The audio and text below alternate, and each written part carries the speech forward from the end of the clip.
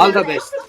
Hello friends, ಎಲ್ರಿಗೂ ನಮಸ್ಕಾರ. ಎಲ್ಲರೂ ಹೇಗಿದ್ದೀರಾ? ಐ ಹೋಪ್ ಎಲ್ಲರೂ ಚೆನ್ನಾಗಿದ್ದೀರಾ ಅಂತ ಅನ್ಕೋತೀನಿ. ನಾನು ಕೂಡ ತುಂಬಾ ಚೆನ್ನಾಗಿದ್ದೀನಿ.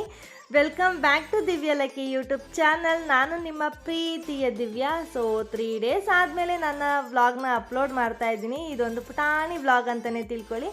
ಸೊ ತುಂಬಾ ಬ್ಯುಸಿ ಇದೆ, ಸೊ ಹಾಗಾಗಿ ವ್ಲಾಗ್ಸ್ ಎಲ್ಲ ಮಾಡೋದಕ್ಕಾಗಲಿಲ್ಲ. ಇನ್ನು ತಾತರೂರಲ್ಲಿ ಹಬ್ಬ ಇತ್ತು, ಸೊ ಅದಕ್ಕೋಸ್ಕರ ಹೋಗ್ತಾ ಇದ್ದೀವಿ. ಒಂದು 2 ಅವರ್ ಜರ್ನಿ ಅನ್ಕೋತೀನಿ ನಮ್ಮೂರಿಂದ ಅಲ್ಲಿಗೆ. ಕನಕಪುರದ ಹತ್ರ ಇರೋದು. ಸೊ ಎಲ್ಲರೂ ಹೊರಟಿದ್ದೀವಿ. ಅಮ್ಮ ಆಗಲೇ ಹೋಗಿದ್ದಾರೆ, ಇವಾಗ ನಾವು ಹೋಗ್ತಾ ಇದ್ದೀವಿ.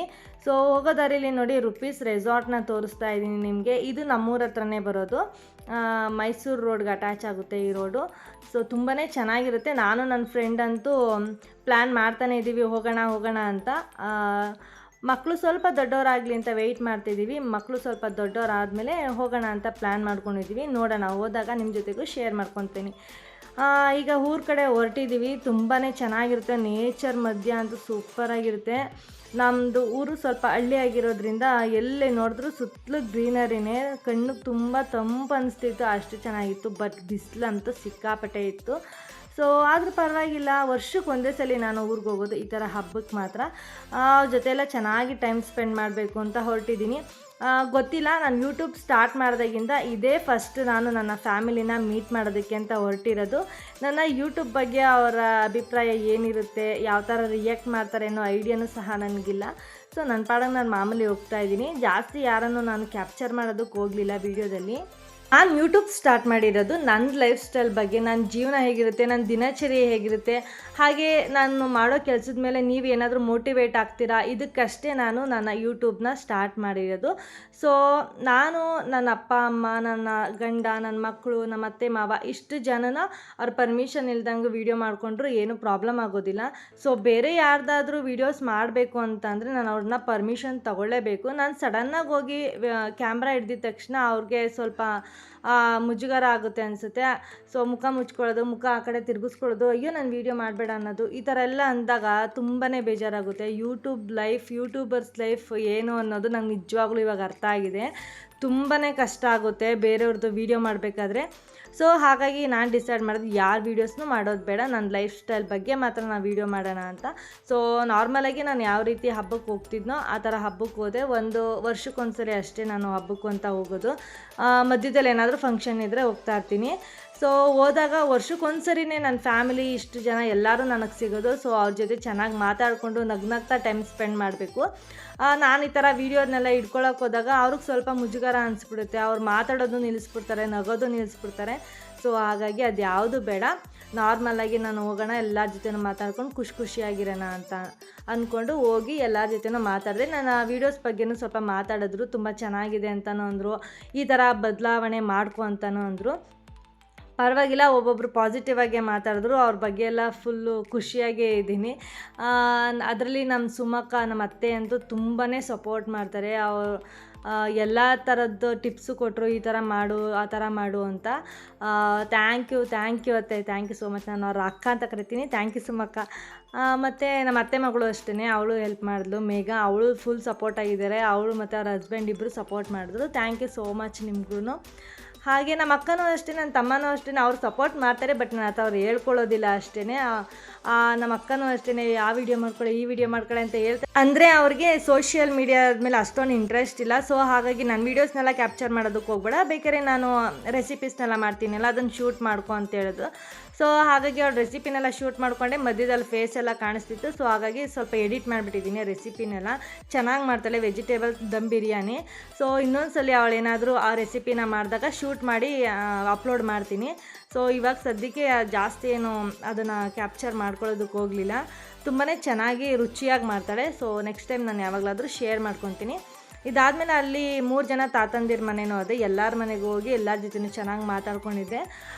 ಇನ್ನು ನಮ್ಮ ಆಂಟಿ ಮಕ್ಳು ಇಬ್ಬರೂ ಅವರು ಅಷ್ಟೇ ತುಂಬಾ ಸಪೋರ್ಟಿವ್ ಆಗಿದ್ದಾರೆ. ಅಂದರೆ ನಮ್ಮ ಸುಮಿತ್ರಾ ಮತ್ತು ನಮ್ಮ ಲಿಖಿತಾ ಅವರಿಬ್ಬರೂ ನಮ್ಮ ಅಮ್ಮರ ಮನೆ ಹತ್ರನೇ ನಾವು 3 ಜನನೂ ಒಟ್ಟಿಗೆ ಬೆಳೆದಿದ್ದು. ಮತ್ತು ನಮ್ಮ ಅತ್ತೆ ಮಗಳು ರೇಖಾನೂ ಅಷ್ಟೇ, ನಾವು 4 ಜನನೂ ಒಟ್ಟಿಗೆ ಬೆಳೆದು ಒಟ್ಟಿಗೆ ಆಡ್ಕೊಂಡು ನಮ್ಗೆ ಏನೇ ಪರ್ಸ್ನಲ್ಲಾಗಿ ಇದ್ರೂ ನಾನು ಜಾಸ್ತಿ ಶೇರ್ ಮಾಡ್ಕೊಳ್ಳೋದು ಲಿಖಿತನ ಹತ್ರ ಮಾತ್ರನೇ. ನಾನು ಎಷ್ಟೇ ಪರ್ಸ್ನಲ್ ಇದ್ದರೆ ಅವಳ ಹತ್ರನೇ ಶೇರ್ ಮಾಡ್ಕೊಳ್ಳೋದು. ಅವಳು ಒಂದೊಂದು ಸ್ವಲ್ಪ ಗೋಳಿಸ್ಕೊಂಡಿದ್ದಾಳೆ ನನಗೆ. ಚಿಕ್ಕವಳು ಇದ್ದಾಗ ಏನಾದರೂ ಪರ್ಸ್ನಲ್ಲಾಗಿ ಏನಾದರೂ ಮಾತಾಡಬೇಕು ಅಂದರೆ ಅವಳಿಗೆ ಏನಾದರೂ ತಿಂಡಿ ಕೊಡಿಸಿ, ಚಾಕ್ಲೇಟ್ ಕೊಡಿಸಿ, ಅದಾದಮೇಲೆ ಅವಳ ಹತ್ರ ಏನಾದ್ರು ಅದನ್ನೆಲ್ಲ ಬಾಯಿ ಬಿಡಿಸ್ಕೊಳ್ಬೇಕಾಗಿತ್ತು. ನಾನು ಅಷ್ಟು ಗೋಳಿಕೊಂಡವಳೆ. ಈ ವಿಷಯದಲ್ಲೂ ಅಷ್ಟೇ, ಯೂಟ್ಯೂಬಲ್ಲೂ ಅಷ್ಟೇ. ಫಸ್ಟು ನಾನು ಹೇಳಿದಾಗ ನೋ ಥ್ಯಾಂಕ್ಸ್ ಅಂತ ಹೇಳಿದ್ಲು. ಅದಾದಮೇಲೆ ಇಲ್ಲ, ಅವಳು ತುಂಬಾ ಸಪೋರ್ಟ್ ಮಾಡ್ತಿದ್ದಾಳೆ ನನಗೆ. ಎಲ್ಲ ವೀಡಿಯೋಸು ನೋಡ್ತಿದ್ದಾಳೆ, ಸಬ್ಸ್ಕ್ರೈಬ್ ಮಾಡ್ಕೊಂಡಿದ್ದಾಳೆ, ಸಪೋರ್ಟ್ ಮಾಡ್ತಿದ್ದಾಳೆ. ಈ ಥರ ಎಲ್ಲ ಮಾಡು ಅಂತ ಎಲ್ಲ ಹೇಳಿದ್ಲು. ಹಬ್ಬದಲ್ಲಿ ಎಲ್ಲರೂ ಇದ್ದರು, ಬಟ್ ಇವಳೊಬ್ಳು ಮಿಸ್ ಆಗಿದ್ಲು. ಇವಳೊಬ್ಳದು ಅಂದರೆ ಅವಳಿಗೆ ಇಂಟ್ರೆಸ್ಟ್ ಇಲ್ವನ ಬಿಡು ಅಂತ ನಾನು ಸುಮ್ಮನಾಗ್ಬಿಟ್ಟಿದ್ದೆ. ಬಟ್ ಅವಳು ಕಾಲ್ ಮಾಡಿ ಅವತ್ತೇ ಎಲ್ಲನೂ ಹೇಳಿದ್ಲು, ಈ ಥರ ಎಲ್ಲ ಬರ್ತಿದೆ ವೀಡಿಯೋ, ಚೆನ್ನಾಗಿ ಮಾಡ್ತಿದ್ಯಾ, ಇನ್ನೂ ಸ್ವಲ್ಪ ಇಂಪ್ರೂವ್ ಮಾಡ್ಕೊ ಅಂತ ಎಲ್ಲ ಹೇಳಿದ್ಲು. ಸೊ ಅವಳಿಗೂ ಥ್ಯಾಂಕ್ ಯು ಲಿಖಿತಾ. ಸೊ ಇದಾದಮೇಲೆ ನಮ್ಮ ಸುಮಿನೂ ಅಷ್ಟೇ, ಸುಮಿತ್ರಾ ಅವಳ ಹೆಸರು, ನಾವು ಸುಮಿ ಎಲ್ಲ ಪೆಟ್ ನೇಮ್ಗಳು ನಮ್ಮವೆಲ್ಲ. ಸೊ ಅವಳು ಅಷ್ಟೇ ಸ್ವಲ್ಪ ಅವಳು ಈ ಥರ ಎಲ್ಲ ಮಾಡು ಅಂತ ಅವಳು ಐಡಿಯಾಸ್ ಎಲ್ಲ ಕೊಟ್ಟಿದ್ದಾಳೆ. ಅವಳಿಗೂ ಥ್ಯಾಂಕ್ ಯು. ಇನ್ನು ನಮ್ಮ ಮಾವ ಅಂತೂ ತುಂಬಾ ರೇಗಿಸಿದ್ರು. ಯಾಕೆಂದರೆ ಯಾವಾಗೂ ಚಿತ್ರಾನ್ನ, ಟೊಮೆಟೊ ಗೊಜ್ಜು ಇದನ್ನೇ ಮಾಡ್ತಿರ್ತೀಯಲ್ಲ, ಬೇರೆ ಏನಾದರೂ ಮಾಡು. ಅವ್ರಿಗೇನು ಅಂದರೆ ನನಗೆ ಮಟನ್ನು, ಚಿಕನ್ನು ಈ ಥರ ಎಲ್ಲ ರೆಸಿಪೀಸ್ ಮಾಡಬೇಕು ಅಂತ ಅವ್ರು ಹೇಳೋದು. ಸೊ ನಾವು ತಿನ್ನೋದೇ ಅಪರೂಪ. ನಮ್ಮ ಮನೇಲಿ ಯಾರಿಗೂ, ನನ್ನ ಹಸ್ಬೆಂಡ್ಗೆ ಆಗಲಿ, ನನಗೆ, ನನ್ನ ಮಕ್ಳಿಗೆ ಯಾರಿಗೂ ಅಷ್ಟೊಂದು ಇಷ್ಟನೇ ಆಗೋದಿಲ್ಲ. ಸೊ ಅದ್ರ ಸ್ವಲ್ಪ ಕಡಿಮೆನೇ, ಅಂದರೆ ಮಟನ್ ಎಲ್ಲ ಜಾಸ್ತಿ ತಿನ್ನಲ್ಲ, ಅವ್ರು ಚಿಕನ್ನೇ ಜಾಸ್ತಿ ತಿನ್ನೋದು. ಅದಕ್ಕೇ ಅದೆಲ್ಲ ವಿಡಿಯೋ ಮಾಡೋದೇ ಇಲ್ಲ, ಬರೀ ಚಿತ್ರಾನ್ನ, ಟೊಮೆಟೊ ಗೊಜ್ಜು ಅದು ಇದು ಮಾಡ್ತಿರ್ತಾಳೆ ಅಂತ. ಇಲ್ಲ, ಮೋಸ್ಟ್ಲಿ ಚಿತ್ರಾನ್ನ, ಟೊಮೆಟೊ ಗೊಜ್ಜು ಯಾವತ್ತೂ ಮಾಡಿಲ್ಲ. ಎಲ್ಲ ರೆಸಿಪಿನೂ ಶೂಟ್ ಮಾಡಿದ್ದೀನಿ. ಅಂದರೆ ನಾನು ಯೂಟ್ಯೂಬ್ಗೆ ಅಂತಲೇ ನಾನು ಸಪ್ರೇಟಾಗಿ ಅಡುಗೆ ಮಾಡಬೇಕು ಅಂತ ಯಾವತ್ತೂ ಮಾಡಿಲ್ಲ. ಅದು ಮಾಡಿದರೆ ಮೊಮೋಸ್ ಅಷ್ಟೇ ಮಾಡಿರ್ತೀನಿ. ಮಿಕ್ಕಿದೆಲ್ಲ ನಾನು ಮನೇಲಿ ಏನು ರೆಸಿಪೀಸ್ ಮಾಡ್ತೀನೋ, ಇವತ್ತೇನು ಮಾಡಬೇಕು ಅಂದ್ಕೊಂಡಿದ್ದೀನಿ ಅದನ್ನಷ್ಟೇ ನಾನು ಶೂಟ್ ಮಾಡ್ಕೊತೀನಿ.